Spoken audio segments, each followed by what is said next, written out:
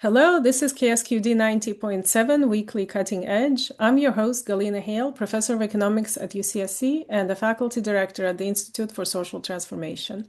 My guest today is Adauto Rocha. Dr. Adauto Rocha is an Assistant Professor of Cooperative Extension in Small Farm and Rural Development Economics with UC Agricultural Natural Resources. He's also a researcher at the Department of Economics at UC Santa Cruz. He joined UCSC just last year. His work focuses on production, conservation, and rural resilience, with a mission to strengthen the economic viability and long-term resilience of small farms in California. He recently launched a small farm economics lab to engage undergraduate students in applied research that supports small farm communities and nonprofit partners. Welcome, Adauto. Thank you, Galina. It's a pleasure to be here. Thank you so much for talking to us. So I want to ask you first, your bio doesn't give us much history. So Mhm. where did you grow up? Where did you go to school? And how did you end up in Santa Cruz? Yeah, thank you for asking that. So, I'm Brazilian. I grew up in São Paulo State in a small city called Santa Gertrudes, around 2 hours away from São Paulo City. And I had a background that's a mix between urban and rural living. I had many relatives living in farms, so I got interested very early by learning about agriculture and the issues around agricultural economics. And with that, I decided to study agronomy. So I did my undergrad program in agronomy in Ilha Solteira City in São Paulo State, Brazil. And doing the agronomy undergrad, I came into contact with some settlements of a social movement called Movimento Sem Terra in Brazil, where we have small family farmers, small farm workers fighting for land ownership. So basically, they claim the right of cultivating land whose ownership is illegal, and there was a big community nearby the place where I did my undergrad. So learning about this community, seeing how the urban communities discriminate, some of them discriminate, some of them appreciate the work of these settlements. I got very interested by the economics and the sociological aspect of the agriculture, mainly when you talk about small farmers and social movements. So I pursued a master's in economics because of that, a PhD in agriculture economics, and in applied economics, sorry, in Brazil. And then I got the chance to come to the US as a visiting scholar, and I spent 1 year in Nebraska, University of Nebraska, Lincoln, and I decided to do a second PhD program there in agriculture economics to learn more. And after graduating, I went to work for 2 years in Missouri, and finally to California, where I am now, my current position. So California is very different from Missouri. You've only Yeah. been here a few months, right? So hmm what's your general impression about the difference between your personal lifestyle, the culture, and also the agriculture is very different. We produce different things. hmm So if you want to talk a little bit about that. Yeah, that's a good question. So, yeah, Missouri is a place where we see more traditional operations in terms of what they grow. So we see more commodities, and some more corn, cattle, soybean, things like that. And coming from where I came, learning about settlements, about social movements, I was in contact with a lot of specialty crop producers, vegetable producers, fruit producers, and I had a passion for this kind of audience, for this kind of work. So spending my time in Missouri was very, very beneficial for me because I learned from great researchers. I got engaged in an industry that I was not as familiar as I am with the specialty crops industry, but I felt that I needed to be in the place where I belong and doing the work that I feel that is my mission. So this is how I decided to apply for the work at the University of California. And when I came for the in-person interview, I already felt that feeling of belonging, and I felt like professionally and personally it was a match, and I'm very happy for being here. So it has been 7 months, but we already feel like home. Oh, that's very good to hear. And in Brazil, where you grew up, what kind of crops were your farming community and your family? What were they specializing in? Yeah, my family, my relatives, they had small farms where you see a variety of crops. For example, dairy, feed their cows, banana, and citrus, some different types of citrus, traditional from that location. Some coffee trees, because I had some relatives who are in Hmm. Minas Gerais state. That is a traditional coffee producer. So it was a diversified type of farm operation. And the settlement community that I mentioned, that sparked my interest by agriculture economics, was marked mainly by vegetables production to supply for food systems, for the schools, and for other consumers, local consumers. And also it had some dairy producers that had cooperatives to aggregate their milk production and sell to bigger companies. Hmm. So cooperative farming is very common in developing and transition economies. Do we also see small farmer cooperatives in California or anywhere else in the US? In California, that's a good question. I still cannot say for sure how is the state of California in terms of cooperatives, of producers. What I have seen mostly here is food hubs. I think that's an Hmm. interesting institutional arrangement where we have a group of producers and a hosting producer, having a processing unit where they supply for local food systems. So they aggregate and supply for local food systems. So I think this is the kind of arrangement that I have seen, collective arrangement that I have seen in California, and I cannot say for sure if all of them are cooperative systems, but they are Hmm. collective systems.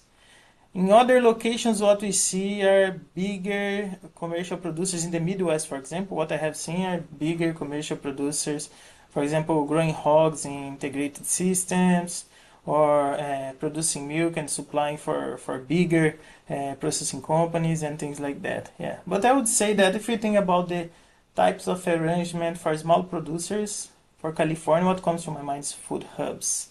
Hmm. It's a very interesting arrangement. Well, I'll ask a little bit more about that, but let's back up a little bit. So, your mission is to help small farmers. First of all, can we define what the small farmers are? Like, how big can your farm be to be still called a small farmer? And also, how can the academics like yourself help small farmers? What's the connection? Like, it seems to be really far away from farm to the university campus. Hmm. Yeah, that's a good question. And the USDA has a definition for small farmers that are farmers with annual gross income lower than $350,000 a year. And medium-sized farmers are also classified as the ones who have 1 million or less in income. So it's basically income criteria for the USDA definition of small or medium-sized farmers. When we think about UCNR, there is a different definition that's adopted because UCNR is targeting to support the farmers who are underserved by the traditional extension system. So for UCNR, every farmer who do not falls into the traditional profile of commodity farmers would be seen as a small farm. So it's a very broad definition. We don't restrict it by income because for specialty crop farmers it's very common that they will have a higher income in a smaller land because of the high value of the products that they are growing. So it's a very broad definition that includes farmers non served by the traditional extension systems. And I think that's a great, even though it's not a clear definition, that's a great way to think about extension, like supporting growers who are falling under a category that needs alternative systems to find information and technical guidance and advance in productivity and rural development. So, for our listeners who might not be very familiar with what the extension system is, I wasn't really until actually I was on a committee to hire you. So, can you talk a little bit about how it works with the UCANR, Agriculture Natural Resources, and also how it's the same or different with what you experienced in Missouri, in Nebraska? Mhm. Yes, sure. The land grant system, that is the system of the land grant universities, it has three different arms through it it impacts the society. So we have the education where you teach the students, you prepare human capital to support the economic activity and the development of the nation. So education. We have research where we develop research to respond to questions that can be empirical questions or can be basic research questions related to the theoretical body of the different science. And the third arm of the land-grant university system is the extension that is in the origin of the land-grant system. So the extension basically means getting whatever knowledge the university is able to produce and that is out there and take to farmers and to the communities in a way that will enable change, positive change. So extension is related to getting scientific-based information and use that to provide guidance to people who are not students. So from this perspective, I see extension as the enabler of change in the society. And that's a very powerful mission, and this is why I like extension. And thinking about the difference between the extension system in California versus in the Midwest, what I believe is that in the Midwest we have more commercial producers that are more independent from public sources of information and guidance. And in California we have more diversified producers, specialty crop producers, smaller producers who most of the times they are underserved by the traditional systems of public policies and social and programs that support agriculture. So what I would say is that in California, the characteristics of the audience make them more dependent or more impacted by the extension system. So this is a big difference that I see. So in California, there is much more demand for extension from the land grant system than in the Midwest. And also the operational characteristics of the extension system in California, they are a little bit different from what I have seen in the Midwest, because what I have felt so far is that in California, the concept of extension as being originated from applied research is more clear, is more vivid here. So here there is a more clear link between extension in a role like mine, promoting change, and applied research. We see those things mixed because the research happens as a response for the needs of people who are in the communities. And then the extension happens also naturally, because when you do this type of research, you also have the natural way to give them feedback and disseminate these finds. So if you can give maybe some examples of either how, maybe here in California on your previous position, how your research would impact farmers, or also how your research would be informed by your conversations with farmers, just to get some sense of how do we go from like an academic publication to changing a life of somebody who works the land. Okay, I'll give you an example of an extension program that I developed in Missouri, and that originated not from my research specifically, from research from other researchers, but also gave me the opportunity to develop additional research. So in Missouri, I implemented a project that aimed to improve the drought resilience of operations based on the implementation of conservation practice supported by conservation programs. So the idea is that the US government, the federal government, has programs to support farmers' initiatives to implement conservation practice. So the government will provide financial assistance, technical assistance to support farmers to implement conservation initiatives. And there is a body of literature saying that most of this conservation practice also enhance drought resilience. So in my extension program, what I did was to look at those finds and connect both things through an extension program where I organized workshops, organized guides for farmers to understand what are those programs, because even though these programs have been around for a while, many people do not know how they work and what is the finality of these programs. So I organized material to explain the programs and also linking them to practice that improve drought resilience. So it's a way of creating education for non-students, let's say like that, education for farmers, and help them to find solutions for their problems and to improve their operations with the tools that are already available. So this is an example of how extension originates from research, because all of the insights that I had to start this program came from research papers. And after that, it also originated papers, because then I started to see things like, for example, there are farmers who face more barriers to access to participate in those programs. And there is even a denomination of this type of farmer created by the the USDA, sorry, the US Department of Agriculture.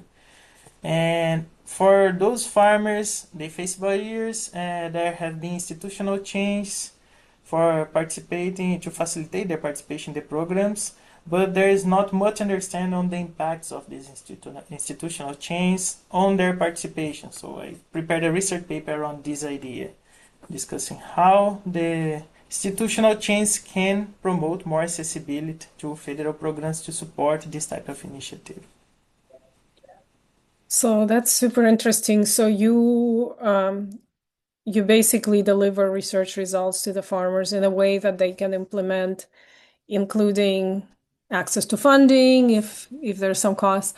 What about impact on policies? Do you think you see extension specialists and researchers have impact? I don't know about the Farm Bill, but maybe at the state level, do you get to talk to people at the California Department of Agriculture, for example?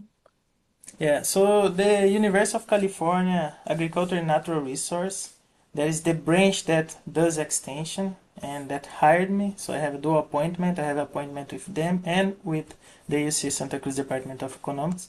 So the UCNR that does this kind of work in extension, they cannot advocate for policy. They cannot do policy advocacy, but they can provide technical analysis for example, non-profits that will work for advocating for better policy.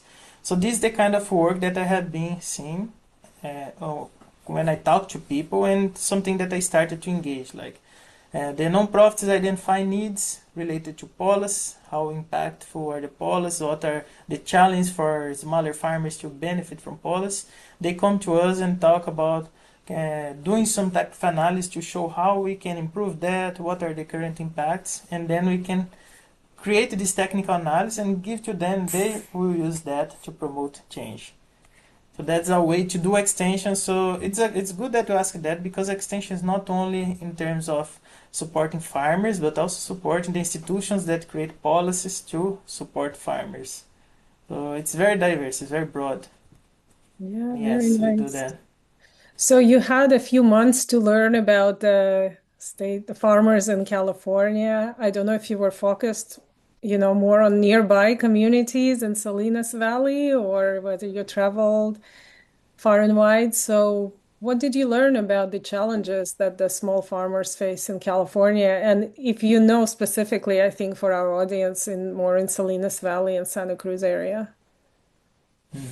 Yeah, what I have learned is something that I think it is a pattern across the California state, is that agricultural consolidation is a big challenge for small farmers, because we see bigger operations taking control of more land, and with that there are some economies of scale. So bigger operations can reach some economies of scale, and it becomes really hard for small farmers to compete for market access, because they sell in smaller quantities. So it's easier for a trader, for example, to buy a bigger volume of strawberry than buy a lot of small volumes from different farmers. So it's hard to compete for market access. This is something that everyone complains everywhere when they talk about challenge. And they also talk a lot about the challenge of conciliating the increasing input costs with decreasing output price. And that's also something that comes from this process of consolidation, where you have big operations reaching economies of scale and having cheaper production and being able to drive down the market price. So I'd say that market access and market price are big issues, but there's also another additional one, that is the difficulty to navigate the regulatory environment. So for example, with SGMA, the Sustainable Groundwater Management Act, there are new regulations that are impacting how much water people can use, at which cost, and this is something that is a big hit for small farmers who sometimes do not have the same information and the same ability to navigate all of this compared to bigger farmers who have their consultants and a lot of different human capital to support them in this process. So yeah, it's a challenging So scenario. let me ask you about consolidation. As an economist, economies of scale sounds good. Consumers get their produce at a lower price. It's bad for small farmers, but one may say, well, we're going through the process of, improvement in the technology and we're taking advantage of the consolidation so that we can get you cheaper strawberries. So, what are the downsides, if any, of the consolidation from like I think, you mentioned sociology point of view, but also agronomy point of view. Is there reason to think that there could be too much consolidation?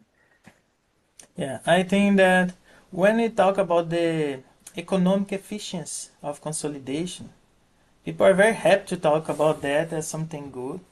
But there is a problem that is we do not internalize all of the outcomes of this type of agriculture. And I think this is critical. So thinking about economic efficiency, about what is good for consumers, producers, we need to think about maximizing the welfare generated by that activity. And many of the outcomes from agriculture, the undesirable outcomes like pollution and environmental degradation and things like that, they are not capitalized. They are not internalized in the agricultural market. So I'd say that as an economist, and think about small farm economics and my role in all of that, I'm focusing mostly on the externalities of the different types of agriculture. I think after we have an estimate of all of the different externalities associated with different types of operations, then we can talk about efficiency. Before that, we are just talking about the private benefits of different models. And I'm not saying that is necessarily bad, but there are interesting papers looking at this kind of thing. There's one book from 1970 something or even before from Goldsmith that's very famous in California, where he compared two different counties with two different land tenure structures. One had bigger farmers like corporations owning the farmland, another one had smaller farms owned by local producers, and he saw very interesting difference in the economic outcomes even of these two communities, because when you have bigger operations you not only have the potential externalities that I mentioned that we don't measure, but we can also have a different dynamism in how the money flows to the local economy. So most of the money might flow to other economies, so you decrease the tax income for that location, decrease the possibility of improving the structure of that location, and you decrease the civil participation in that location, social capital, institutions become weaker. So it's a very complicated issue. I would like to say that there's no definitive answer about being good or bad when we talk about consolidation, but I would say that we do not have enough information to be advocating for economies of scale as we see many people doing right now. Yeah, no, I'm with you on that. And, social costs, distribution costs, and also, biodiversity, agricultural biodiversity costs of, monocropping and things like that. I think a lot of people don't take into account. But we do see this trend towards concentration driven by profit motives. So, how can the small farmers push against it? You said, well, they can't compete. So, what can they do? Yeah, that's an excellent question. It's really, really good question that I don't know the answer for, but I think that there's a way. Like in the short term, we have incentive programs. We may explore, for example, the aspect that smaller operations usually they are operating in environmentally sensitive land. It's more common in the West when you look at the different types of land that smaller operations, underserved operations are in environmentally sensitive land. So whatever they do in terms of conservation has a big impact. So I would say that a good way to defend the small farm operations is to think about what is their contribution to the preservation of natural resource and use the incentives for that. So promote organic practice that add value to their production and also may add recognition for other types of markets. For example, depending on their conservation initiatives, they might participate in soil carbon markets and things like that. I think we need to explore the value of the other dimensions of agriculture, other than only the product itself, that have been underexplored. And this requires a lot of research, a lot of extension work. Yeah, I think this is one way to deal with that. Another way is to think about alternative policy levers and social arrangements, like, for example, the food hubs. The food hubs are a response to the traditional systems of aggregation, and is an initiative that helps to put together smaller producers to aggregate and reach the market more effectively than if they try to do that by themselves or selling to other aggregators or Mhm. processors. So I think this kind of arrangement is also a solution for them. Yeah, It's a so complicated program that requires multi-dimensional approach. yeah, I'm wondering if, frequently when we talk about sustainability in almost all dimensions, the answer is, oh, we should just go back to pre-19th century practices because they were sustainable. And so, for example, I'm a big fan of the CSA box, like a proper CSA box, not those for-profit companies that kind of took over the concept and you can pick what you want. Essentially, you do remote shopping. Like I get a Mm. Sonoma, Marin Sonoma CSA box, and I can't choose what goes in there. Whatever is the surplus, that's what goes in that box. And I love it. And why don't we see more of those CSA programs in California? Because some of my friends who don't live in Marin or Sonoma, they complain that they cannot get a CSA box and they can't make time to go to the farmers market. CSA, for those who don't know, is a community supported agriculture. Mhm. Yeah, this is a great example of alternative arrangement that supports small farmers. And what I believe is needed to scale it up is to work on the consumer's behavior. So make campaigns to tell consumers what is that and how it works, because many people do not know that. We are in California, so still there is a good portion of the population who is very educated and know all of this, all about these alternative arrangements, but there are many people who do not know. So I think consumers education is a big thing. But the other thing is that there is also a premium associated with this kind of service. When you compare the price of this kind of good with the goods that you'd buy in stores produced by bigger farms that have a cheaper production cost. So when you think that California has a considerable percentage of people living in food insecurity situation, I think it's not realistic to think that we can scale it up without having these people having access to better income. So the income is also a limitant for promoting this kind of initiative. And I do believe that there will be one day when the government, the institutions will internalize all of the impacts of different agricultural systems, and the cheaper production costs that the large operations face now will not be that cheap because they'll need to compensate for the externalities, and that compensation can help to design a system that will make the small farmers production more affordable for consumers. I think this is a long-term challenge. Maybe I'm dreaming when I think about that, but I think that's a long-term goal that should be achieved when you think about economics and efficiency. And we abstain of any ideological aspect. Just think about economic efficiency. Right. Alice Waters, you probably know who she is, right? She is working still with the um, California government to try to institutionalize the farm to table for school lunches because this is the government procurement for public schools. There's no reason why they shouldn't be buying food from small farmers in the school's Mhm. neighborhood. That'd be the best, most nutrient-rich food for the kids. Yeah, that's the smartest strategy because you also save with transportation, for example. Exactly. So you decrease a lot of the impacts of. Also, is your job to solve these problems. They're very complicated. Before I let you go, I wanted to ask you about the Small Farms Economics Lab. What are you working on and how are the students involved? I'm very curious to see what the students are learning. Yeah, thank you. I just started this initiative, so I start on November 2025. And I have three undergrad students working with me, one from the Economics and Business Management program, another from Computer Science, and another from Agroecology. So their names are Evelyn, Anthony, and Ethan. And what they are doing right now is Evelyn is working on food insecurity related research. And what we are trying to identify is the impact of small farm communities on the food insecurity in urban areas.